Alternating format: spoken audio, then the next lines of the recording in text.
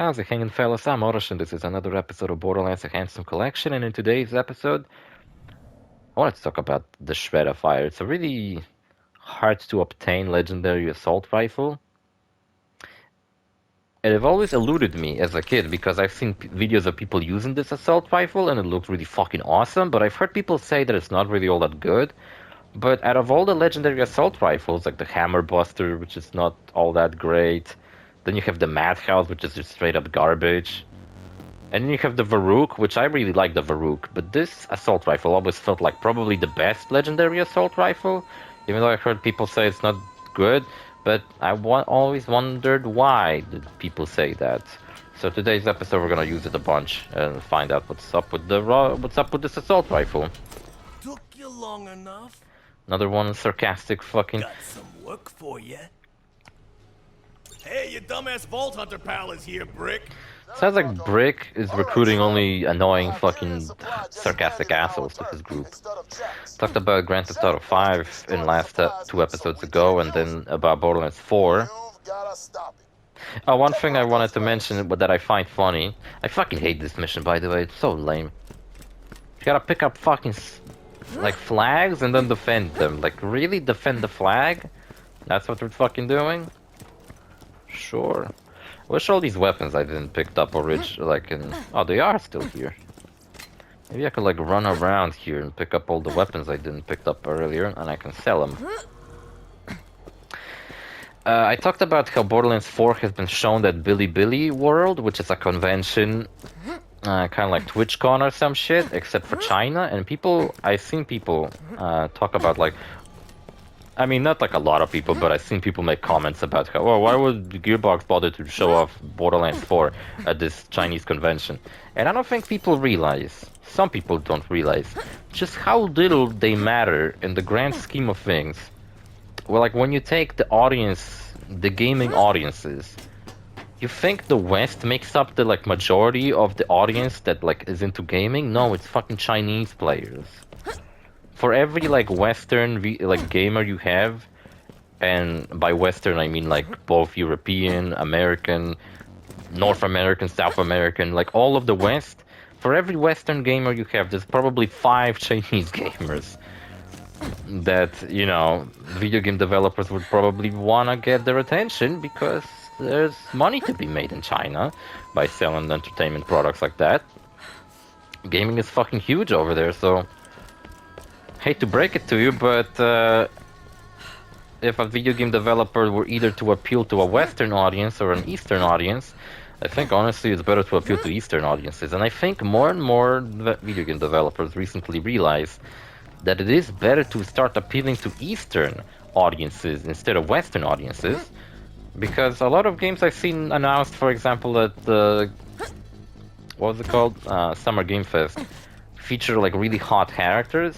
And well, Eastern audiences are super into that. I mean, look at Tifa from Final Fantasy VII. Look at Eve from Stellar Blade.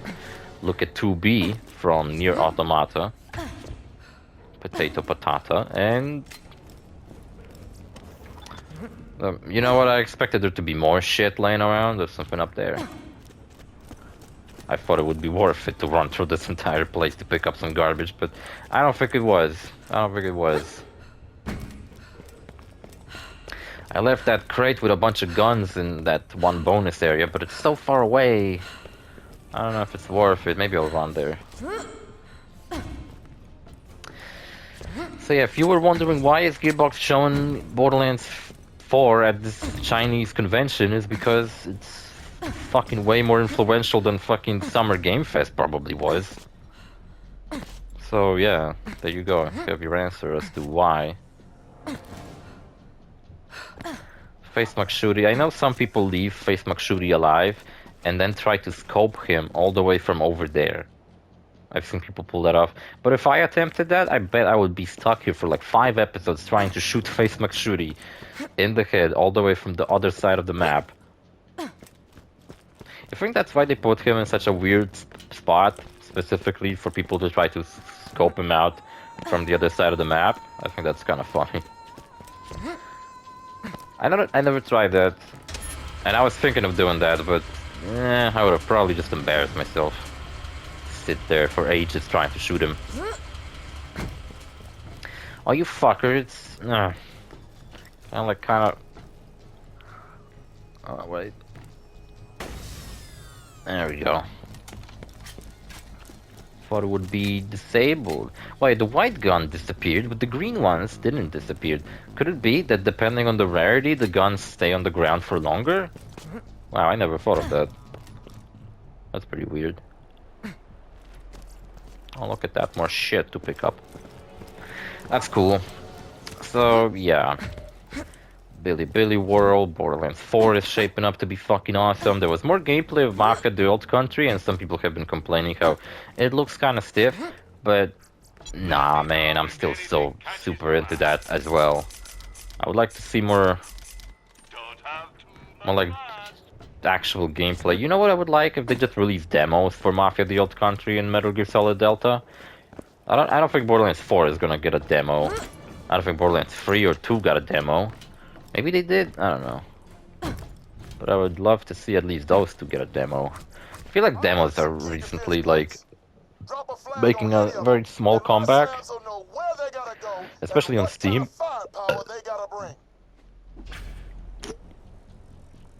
I think it is extremely stupid that on PlayStation, demos are part of the fucking PlayStation Plus subscription. Like, they're fucking demos, are you kidding me?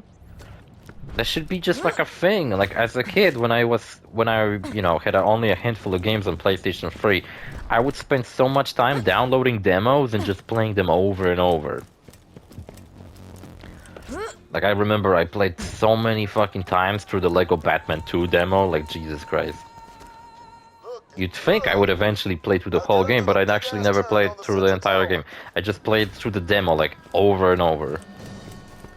And now we're meant to go on a turret and defend these fucking beacons. Why are we doing any of this? You got it. What does it say? Gas?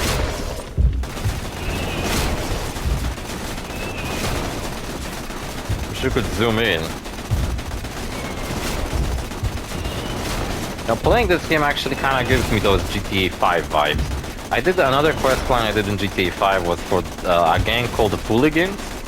Apparently, like, you meet, oh my god, my turret's fucking gone, nice.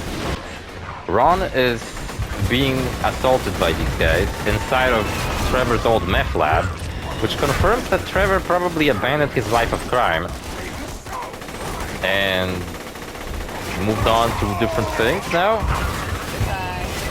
Guys, I don't know what we're talking about. This gun is fucking awesome. If I got it in corrosion, this would shred fucking robots. Also, in this mission, we're actually allied with Goliath. But if they get shot in the face by the robots, then they turn on everybody.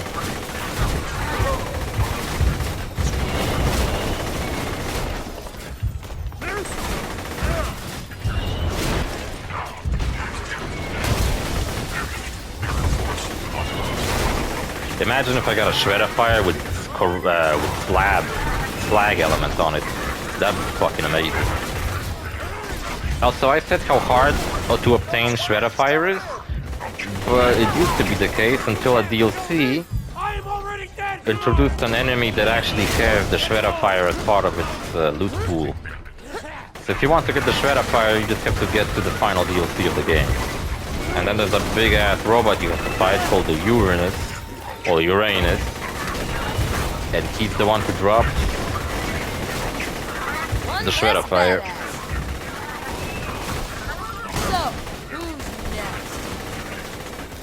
This, unlike on Salvador or somebody with like ammo regen, this gun is fucking amazing. I love this gun. That's the last of them. Now let's see what they were fighting so hard to keep from us. Oh, I was supposed to defend this stupid fucking thing? Yeah, what is this? For Iridium? We never even found out why we did this mission. That's why I don't like this mission. We never find out what the fuck was the point of this fucking mission. Okay, I think before we go to Opportunity, we're gonna go to Lynchwood. Actually, let me see. The Opportunity missions are all level 46. So maybe it's a better idea to first go to Opportunity and then go to... Can't I just fucking travel to the dust? Why is the game telling me to go out to Highlands? I just want to travel, man. It's a long fucking stretch of road.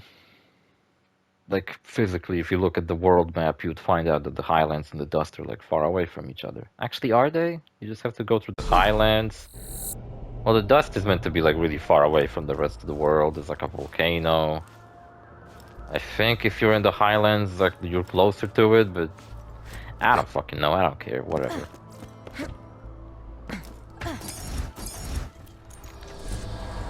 You know what? I didn't change the look of my car. Fuck, I'm doing a Lilith cosplay. And what I meant to do is, first of all, how about we go with these ones? True turquoise. And check this out. This car features Lilith in a bikini on the car's hood. Yeah, there you go. Ain't that cool? And we got a explosive barrel launcher instead of a normal gun. I love the animations for it. They're very simple and really funny.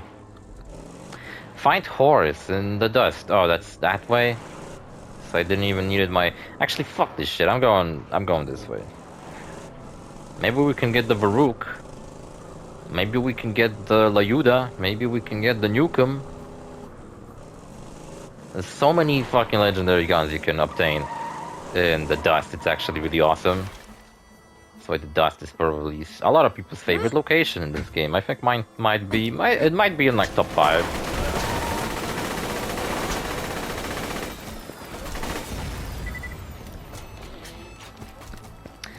Yeah, so Borderlands 4, blah blah blah, GT5, and yeah, these Fooligans, I was thinking like, okay, they're kind of an obnoxious gang of these like hipsters who are really into drugs, and I was thinking like, it sounds like a gang you would fucking meet in Saints Row.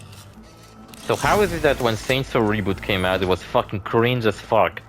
Meanwhile, when GTA does a gang like that, it actually comes off as cool and like... One less badass. I think it's something about GTA's writing that like the characters just feel like real, you know what I mean? I feel like some real people that were realistically exist. There's a lady named Luchadora, and she's basically just a female luchador. But like at the beginning I was like, this is fucking stupid, you know? I feel like something that like the Saints Row reboot would do. Or Borderlands would fucking do. But when Saints Row and Borderlands would probably make it lame, GTA somehow does it in like a really cool way. And yeah, the fucking questline begins in Trevor's meth lab. So I guess it's proving that Trevor is up to new ventures in his life, because he's nowhere to be seen. Ron is to be seen though, and even though I never interacted with Ron, he calls me his friend. That's why I would like to tackle these missions in GTA Online, if I ever did a Let's Play on it, in somewhat of a chronological order, because I never met Ron in the game, and yet he calls me his friend, like as if we did business before, even though we never did. Can we get the Nukem? We failed to get the Varuk or the Layuda, so maybe we can get the Nukem. Or maybe we can at least get the fucking boss that drops the Nukem to show up. Nope, once again I'm unlucky. Oh, that sucks. Why is this gun glowing, by the way? So I got these white parts that are glowing. It doesn't have any element on it. It kind of looks like it would be ice element. I don't know if you remember, but in the pre-sequel there's an assault rifle. I don't remember if I used it in my Let's Play or not, but it's basically the Shredder Fire. It works the same, except it has an ice element with like a very high chance of freezing enemies, and it is probably my favorite like quest reward weapon in that fucking game. It is such a fun gun to use. When you just unload into someone, freezing them, and then when they become a stationary target, you can just unload into their face. Unload sounds kind of fucking weird, but you know what I mean.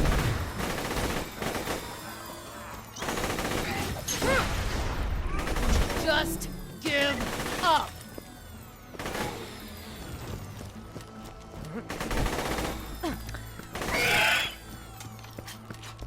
So what was I talking about? GT 6. So I did these like CIA missions that end with a nuclear missile silo.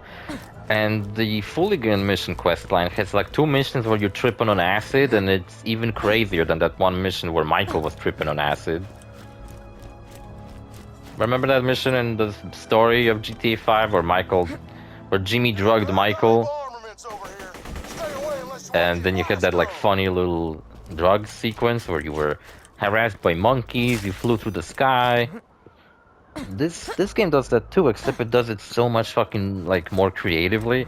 You're racing against like some crazy ass shit on a rainbow and shit. You're flying a bike through the military base. You're dodging UFOs. It's so ridiculous and so much fucking fun. Like I had fun playing the online mode.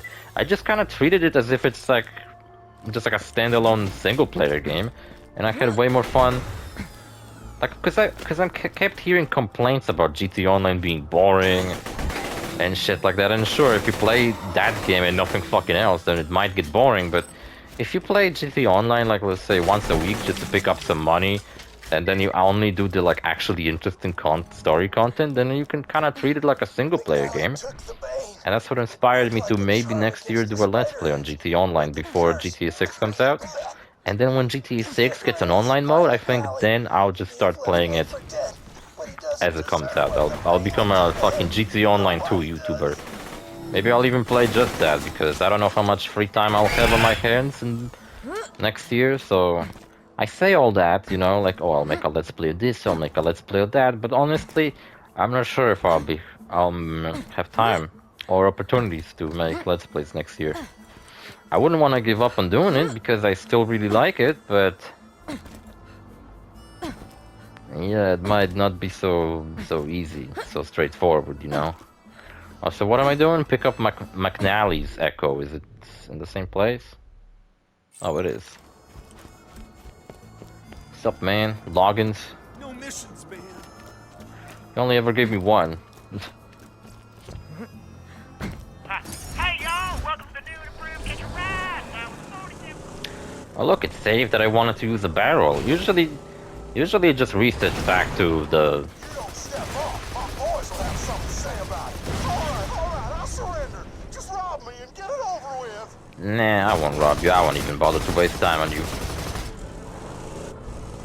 Also, I've heard that the saw blades on a bandit technical actually get a boost to damage depending on... like if you're doing some kind of a melee build in the game, then depending on the fucking... then you can actually get a damage boost. Gotta get rid of it. I think my car's about to blow up. From Lynchwood to buy it. That idiot's got no idea. Please don't. Never believe the stories about the curse. Nah, it's fine. Boy, oh Got plenty boy, of health. Is he in for a surprise?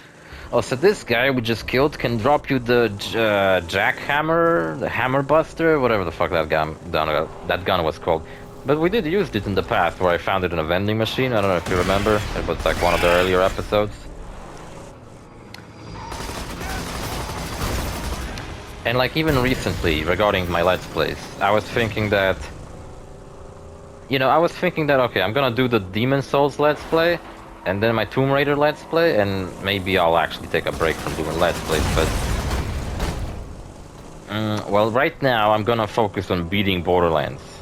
Like, I'm just gonna record Borderlands and that's it. I got plenty of other Let's Plays to keep updating.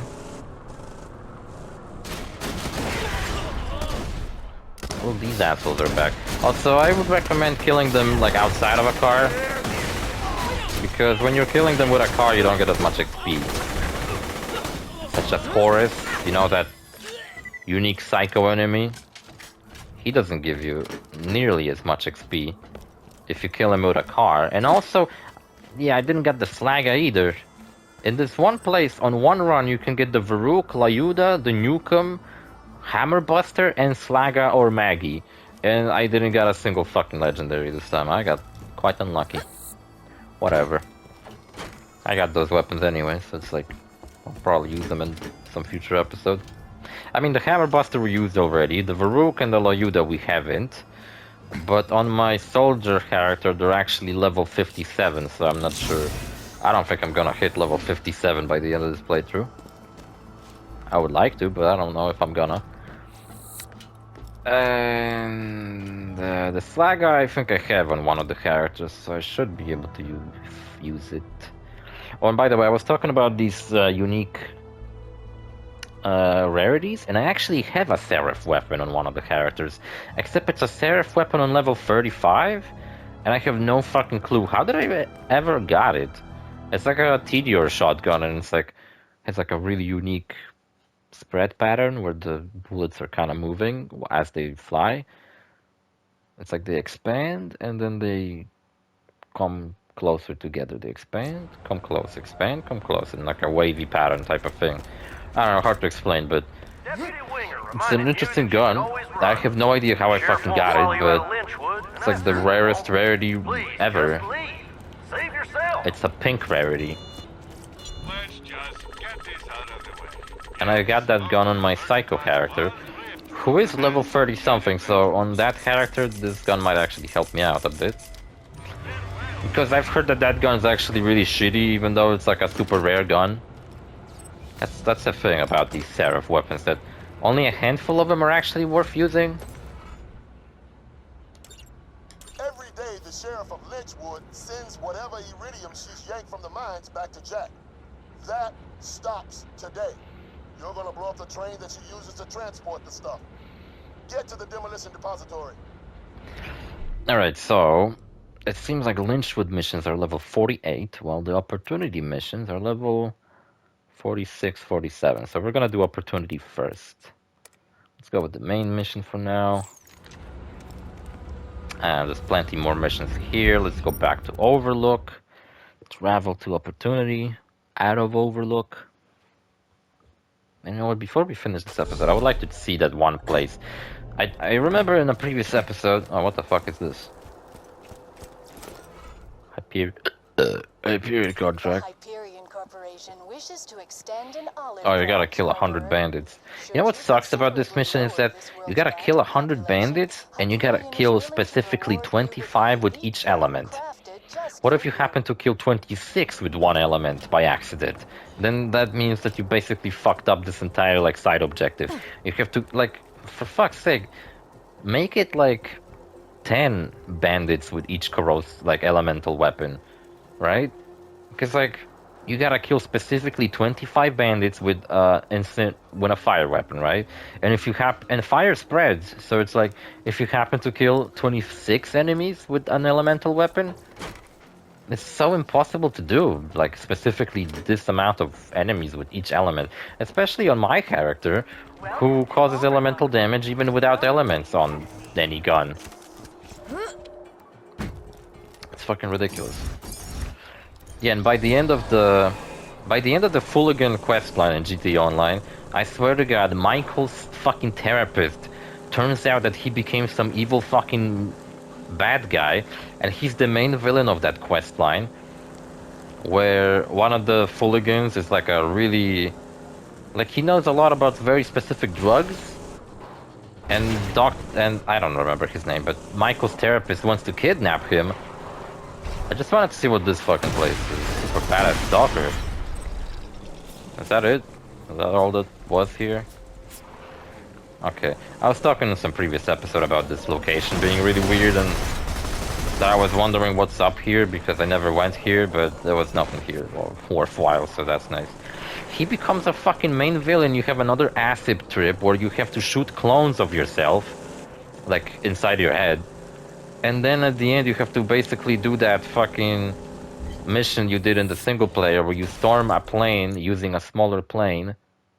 I love Opportunity, by the way. It's such a unique location in this game. Like I said, this entire game is like really grimy, kind of ugly looking. And then Opportunity is like you went to Night City or something, such a futuristic city. Really cool. And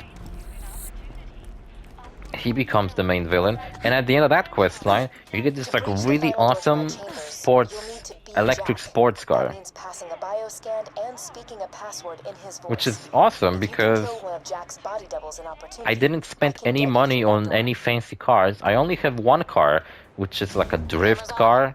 It's Good. pretty fast I and need you to pretty snap awesome, an but hard to orbital control. drop beacon and some And I got it for surveyor free videos. I'll explain because it's why just once for you've got free it. on Oh, in and the while you're game. at it, So you take can out just some simply engineers. have it as We soon need as to you show have, the universe as this long as you town have is a as big for your garage home or a as house with a bullet in garage. place. You can just have a car.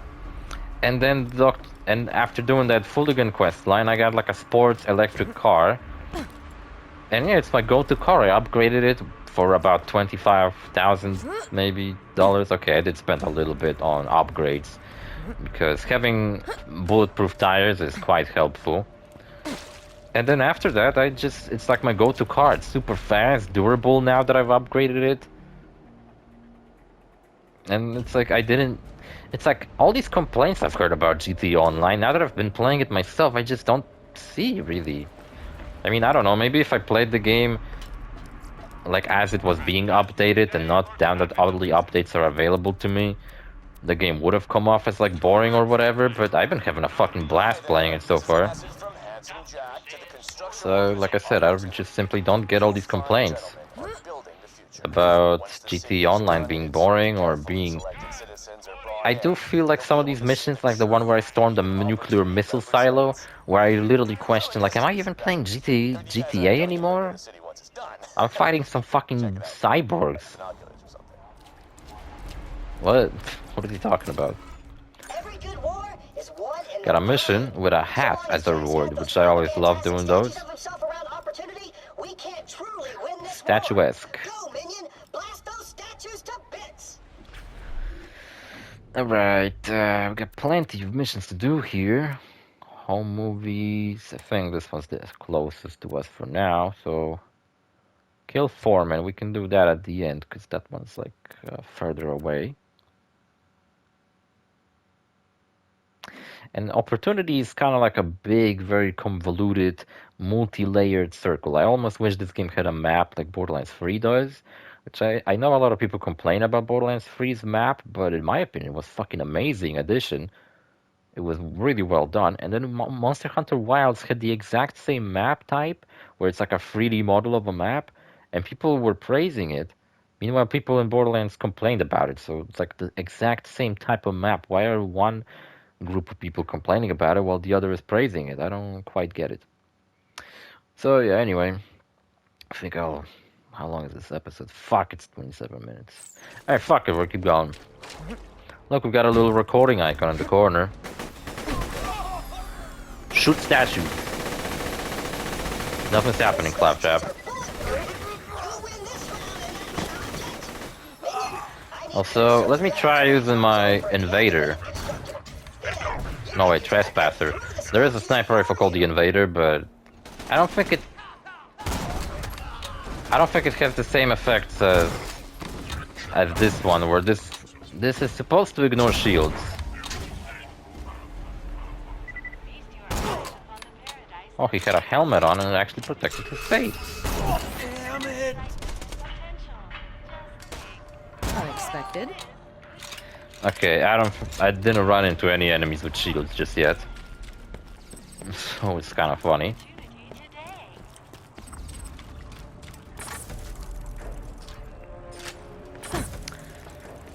And yeah, I'm like right now I'm kind of really looking forward to buying that nightclub because I saved up enough money. Oh yeah, and I mentioned how the Clock and Bell raid actually gives you 500,000. I actually have a fucking shirt with Clock and Bell logo on it, but it's like a really old, worn out shirt. Looks pretty shitty now. You can barely see the logo, but it like kinda... It's kind of like a almost like it's on purpose, where it's like meant to look kind of worn out, you know, but it's not. It's just that the shirt was really shitty quality, and it's not like a really old shirt or anything, but it kind of looks almost like it is. So I still like it. It could use I could use it for a pajama or some shit, or I don't know. Should I keep going? I guess I can pick up these fucking surveyors or whatever. I want to shoot someone with a shield and see whether this gun actually works or not. I know it should work, but fucking, I don't know. if it works the way I thought it would. Also, when I was fighting these fucking cyborgs at the missile silo, I had to memorize the placement of these cyborgs. Because at the very least, they are fucking insanely powerful. They take like a whole magazine from a heavy sniper rifle to destroy. Which is a lot. Usually enemies die with one shot from that sniper rifle. These guys, meanwhile, take like 10 of them, of these shots. Which is insane. And fucking... but at the very least, when they storm the place, they go into position and they kind of stand there. So I just had to memorize where these guys are. And like, as soon as they see you, they fucking open fire with miniguns. And you're fucking dead in like 2 seconds. And I'm not even exaggerating. Now I gotta deal with bandits? Oh, look at that. It does ignore shields. That's cool.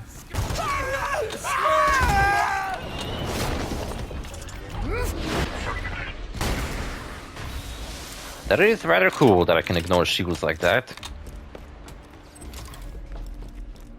So now I can finally remove this fucking sniper rifle from my equipment.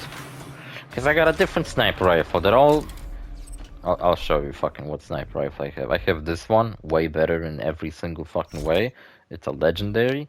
I don't know if you remember, it looks exactly the fucking same as the one I just had. Almost. It's like, I think they straight up just reused the same like color palette where the body of the gun is green. You can see that, right? It has a different scope and everything, but yeah, it looks exactly the same almost. This one's called Trespasser, this one's called the Sincero. It's a legendary sniper rifle from the final DLC. And I don't know if you remember, but when we started my playthrough of Borderlands 2, that's the same gun I had at the beginning of this playthrough, so you already seen me use it. So yeah, kind of lame, right? It's like the same sniper rifle I already had. This one does not have the Trespasser's properties, unless it does. Can I find like a fucking... Hyperion Command has made a few requests of the construction team. 1. Start dying less.